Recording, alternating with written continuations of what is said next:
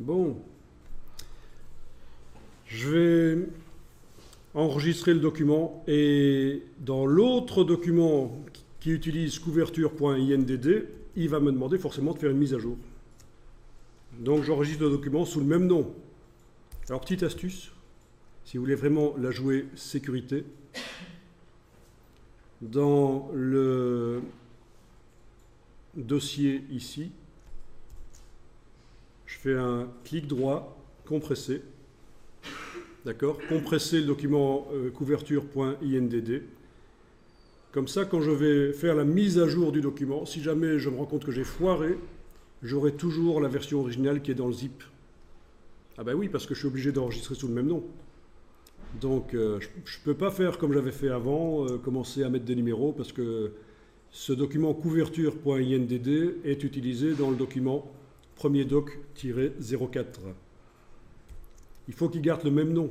Et donc l'astuce, c'est de faire une compression. Compresser le fichier, vous avez une archive, un backup au cas où. Où est-ce qu'on peut faire ça? C'est donc dans l'explorateur de l'ordinateur, Windows ou Mac OS X, c'est un clic droit, compresser ou archiver. Bon, c'est juste une petite astuce pour ceux qui veulent vraiment la jouer sécurité. Le fait de compresser des choses permet de les figer, de les garder. Elles sont inaccessibles par InDesign puisque c'est du zip, mais malgré tout, elles sont là. Mais chez moi, il me fait. Ok, donc je fais fichier enregistré. Donc le document couverture a été mis à jour sur le disque dur avec les dernières modifications que j'ai faites. Si jamais à un certain moment je me dis c'était foireux, il me reste la version dans le zip. J'aurai qu'à dézipper et je vais récupérer couverture.indd, l'ancienne version. Tout ça est très logique en fait.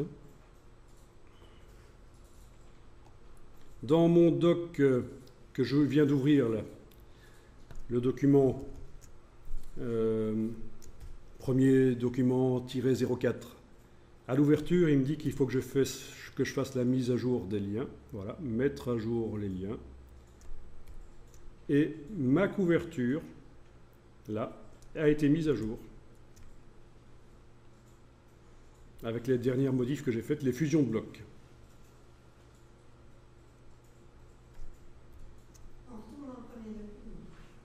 Vous n'êtes pas obligé de le faire, je vous montre que ça fonctionne comme ça, hein, évidemment.